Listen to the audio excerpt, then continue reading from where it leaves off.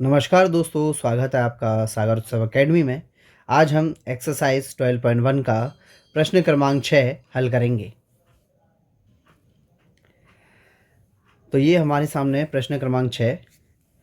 तो प्रश्न क्रमांक 6 में क्या बोला उन्होंने कि हम क्या देखते हैं कि दवा का एक कैप्सूल है।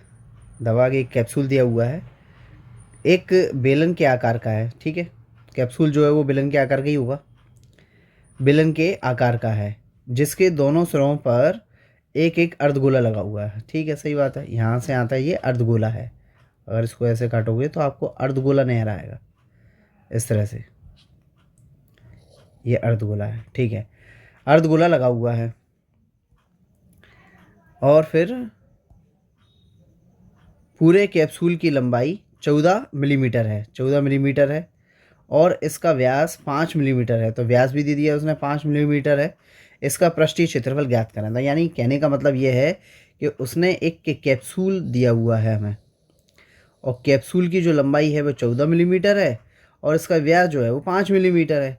अब उसने ये भी बोल दिया है कि दोनों तरफ इसमें अर्धव्यास मतलब सॉरी अर्धगोला लगा हुआ है। अब अर्धगोला लगा हुआ है तो हमें इसका पृष्ठीय क्षेत्रफल ज्ञात करना है। तो पृष्ठीय क्षेत्रफल क्या होगा?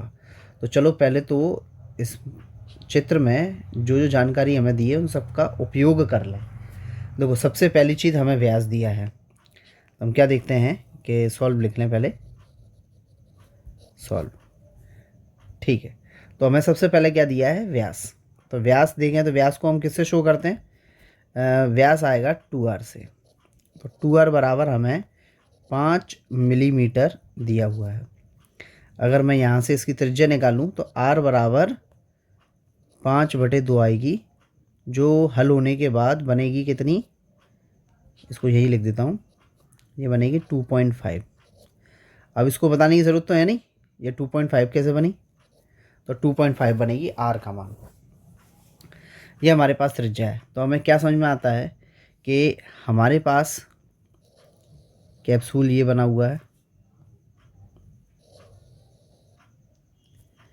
और इसके पास अर्धगोला एक ये, दूसरा अर्धगोला ये। दूसरे कलर में ले लेते हैं। अर्धगोला यहाँ से यहाँ तक और दूसरा अर्धगोला यहाँ से यहाँ तक। अब चूंकि इनका व्यास है और टोटल लंबाई जो है वो 14 मिलीमीटर है। अब वो कहाँ से है? इधर से है। ये भी लंबाई यहाँ से, ये पूरी 14 मिलीमीटर है। अब चूंकि जो व्यास हो रहा है तो व्यास की हमने त्रिज्या निकाल ली। तो त्रिज्या कहाँ से होगी? त्रिज्या यहाँ से यहाँ तक की होगी, जो हमारे पास 2.5 आ रही है। ऐसे ही यहाँ पर भी ये त्रिज्या होगी, ये 2.5 आ रही है। तो दोनों तरफ से 2.5 घटेगा। चीज़ समझ में आ गई? यानी कि 2.5 यहाँ से भी घटेगा और यहाँ से भी घटेगा, तो हमारे पास इतनी लंबाई बचेगी। तो देखो 2.5 जब 2.5 में 2.5 को जोड़ देंगे तो हमारे पास आएगा कितना? 5। यानी 2.5 और 2.5 5 होता है। तो 14 में से 5 को घटा देंगे, तो 14 में से 5 को घटा देंगे, हमारे पास 9 बचेगा। ये मैंने समझा दिया है। अब इसको करके देखते हैं कैसे करेंगे। तो हमारे पास क्या दिया हुआ है कि लंबाई, तो बेलन की लंबाई देखेंगे। बेलन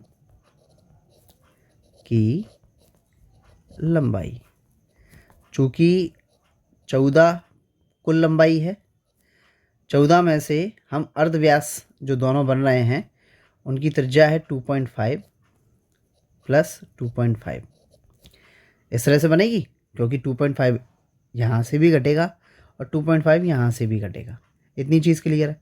अब इसको हटा देते हैं, या चित्र को थोड़ा सा छोटा करके एक साइड से कर दें, थोड़ा भी समझना है ना। तो ये मैंने पकड़ा और ये इसको साइड से कर दिया। थोड़ा सॉल्व कर लें। अब क्या देखते हैं इसमें कि 14 हमारे पास है। जैसे ही मैंने बोला 2.5 प्लस 2.5 5 हो जाएगा। 14 में से 5 गए तो 9 बचे। तो ये हमारे पास बेलन की लंबाई भी आ गई, जिसे हम h बोलेंगे, जो हमारे पास है h 9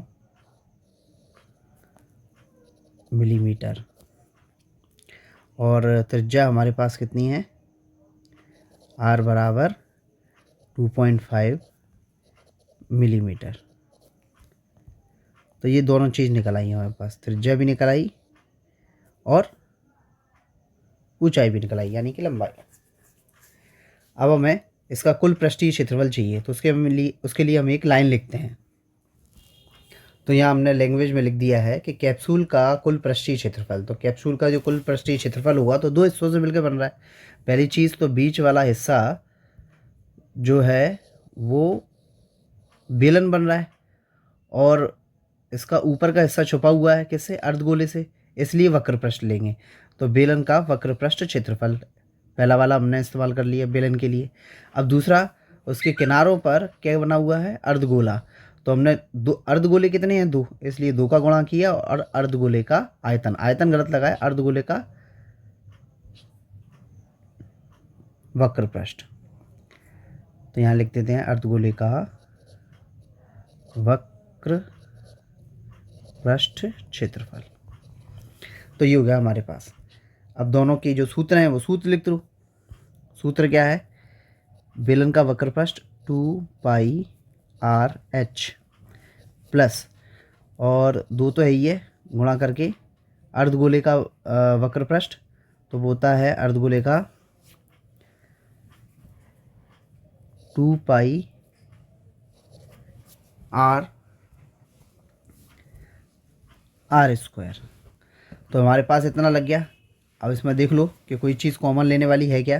तो हमें क्या दिख रहा है कि 2πr और 2πr दोनों तरफ है ना, तो हम कॉमन ले सकते हैं। तो ये बना हमारे पास 2πr कॉमन आ गया, अंदर बचा h प्लस, और यहाँ से बचा एक 2 और 2r में से एक r बचा, इतनी चीज़ निकल आई।